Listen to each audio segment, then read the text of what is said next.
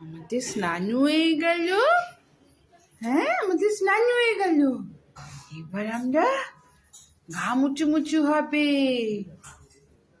এবার আজকে আমরা ঘরে স্নান করলাম, নেক্সট উইক আমরা পার্লার যাব।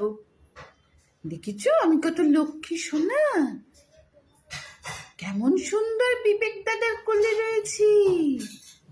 চলো চলো, এবার আমাকে মুছিয়ে দেবে, চলো।